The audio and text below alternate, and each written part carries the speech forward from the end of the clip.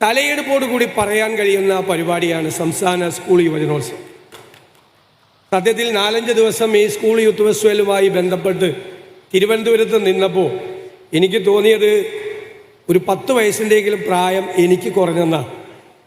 എല്ലാവരെയും ബാല്യത്തിലേക്കും കൗമാരത്തിലേക്കും അവരുടെ ഗൃഹാതുരത്വം നിറഞ്ഞ സ്മരണകളിലേക്കും എല്ലാം കൈപിടിച്ച് കൂട്ടിക്കൊണ്ടുപോകുന്നതാണ് ഈ കുട്ടികളുടെ വിസ്മയകരമായ പരിപാടികൾ എന്ന് ഞാൻ പ്രത്യേകം പറയാൻ ആഗ്രഹിക്കുന്നു.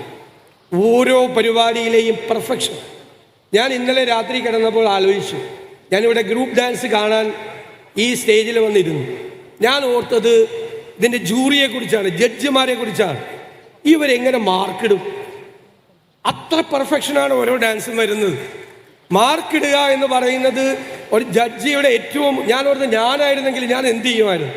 എന്തൊരു ചാലഞ്ചാണ് ഓരോ ഐറ്റത്തിലും ജഡ്ജിമാർക്കും മാർക്കിടാൻ.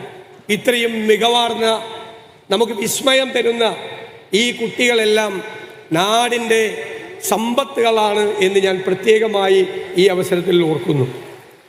ഈ അനന്തപുരിയിൽ, ഈ തലസ്ഥാന നഗരിയിൽ നടന്ന ഈ യുവജനോത്സവം പരാതികളില്ലാതെ ഭംഗിയായി തീർക്കാൻ കഴിഞ്ഞതിന് ഞാൻ ബഹുമാന്യനായ വിദ്യാഭ്യാസ വകുപ്പ് മന്ത്രി ശ്രീ ശിവൻകുട്ടിയെയും വിദ്യാഭ്യാസ വകുപ്പിനെയും അധ്യാപക സംഘടനകളെയും ഇതുമായി ബന്ധപ്പെട്ട് പ്രവർത്തിച്ച മുഴുവൻ പേരെയും പ്രത്യേകമായി അഭിനന്ദിക്കാൻ ആഗ്രഹിക്കുകയാണ്. ഞാൻ ഇടയ്ക്ക് വിദ്യാഭ്യാസ മന്ത്രി വിളിക്കും. അപ്പോൾ എന്നോട് പറഞ്ഞു, എനിക്ക് ഭയങ്കര ടെൻഷനാണെന്ന് പറയും. ഒരു പരിപാടി ഏറ്റവും നന്നായി നടത്തുന്നു എന്നതിൻ്റെ ഏറ്റവും വലിയ പ്രതീകമാണ് മുഖ്യ സംഘാടകന് ടെൻഷൻ ഉണ്ടാകുന്ന, ഉറങ്ങാൻ പറ്റുന്നില്ല എന്ന്.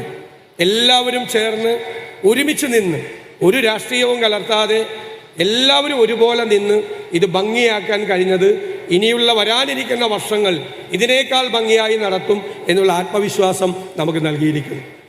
സമ്മാനിതരായ കുട്ടികളെയും മത്സരങ്ങളിൽ പങ്കെടുത്ത എല്ലാവരെയും, അവർക്ക് പരിശീലനം കൊടുത്ത എല്ലാവരെയും ഞാൻ പ്രത്യേകമായി അഭിനന്ദിക്കുന്നു.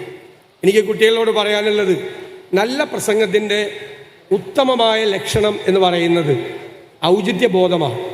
ഇപ്പം എനിക്കിവിടെ കാണിക്കാൻ പറ്റുന്ന ഔചിത്യബോധം എന്ന് പറയുന്നത് പ്രസംഗം പെട്ടെന്ന് നിർത്തുക എന്നുള്ളതാണ്. ഞാൻ ആ പ്രസംഗം പെട്ടെന്ന് നിർത്തുന്നു.